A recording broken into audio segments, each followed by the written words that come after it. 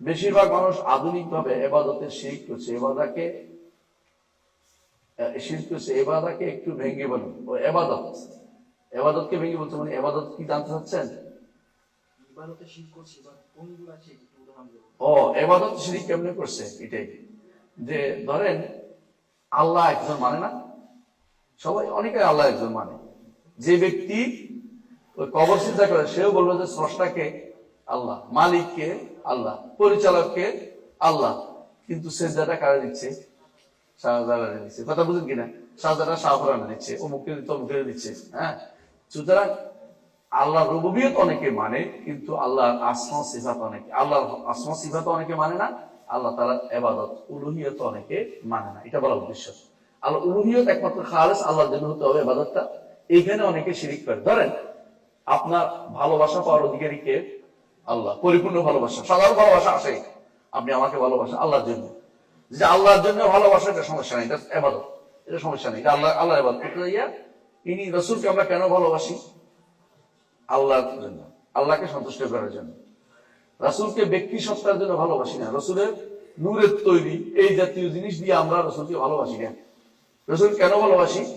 আল্লাহর নির্দেশ, আল্লাহর নির্দেশ রাসূলকে ভালোবাসতে। রাসূল নিজে বলছেন যে তো আল্লাহর নির্দেশ, ইমানদার হইতে হইলে রাসূলকে ভালোবাসতে হইব।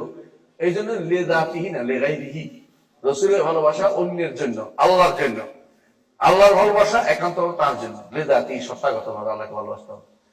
তো এখন যদি আমি যেই কারণে কোনো কিছু ভালোবাসি, ধরেন আমি ভালোবাসলাম ফুটবলকে, এত ভালোবাসি যে নামাজ বাদ দিতে আমার কোনো আপত্তি নেই, হ্যাঁ, তাহলে আপনি কিন্তু শিরকে লিপ্ত রয়েছেন, কারণ ইবাদত, ভালোবাসাটা হচ্ছে অন্তরের ইবাদত, ইবাদত অন্য কাউকে দিয়ে দিয়েছেন, বুঝছেন?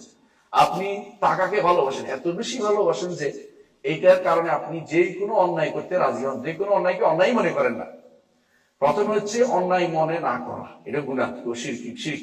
আজ গুনাহ অন্তরের ভিতরে অন্যায় করতেছেন, একটু একটু দিকি আছে অন্যায়টা কেন করতেছি, তো আপনি গুনাহগার। আর যখন বলবেন ব্যাপরা হয়ে যাবে, তখন আপনি শিরকে লিপ্ত। এই জন্য ইবাদত অন্তরে হয়, মুখে হয়, কর্মকাণ্ডে হয়, টাকা পয়সা দিয়ে হয়, এগুলি ইবাদত। এইগুলি যদি কোনো কেউ আল্লাহকে যা দিবে এটা অন্য কাউকে দিয়েছেন, তখনই আপনি শিরক হয়ে গেছেন। আল্লাহকে মানে তারা, কিন্তু ইবাদতের ক্ষেত্রে শিরক করে। আল্লাহ তাআলা বলেছেন ওমা ইয়াকুনু আকসারুহুম বিল্লাহি ইল্লা হুম মুশরিকুন, তাদের অধিকাংশ ঈমান আনে এইভাবে শিরক মিশ্রিত ঈমান, রুবুবিয়তে ঈমান রাখে, ইবাদতের ক্ষেত্রে আবার বদলায় ফেলে। কথা বুঝছেন তো? পীর সাহেবকে মনে করে তিনি আপনার অনেক, তিনি এই করতে পারবে সেই করতে পারবে, তাহলে কিন্তু বড় শিরক, রুবুবিয়তে শিরক হয়ে যাবে অনেক সময়।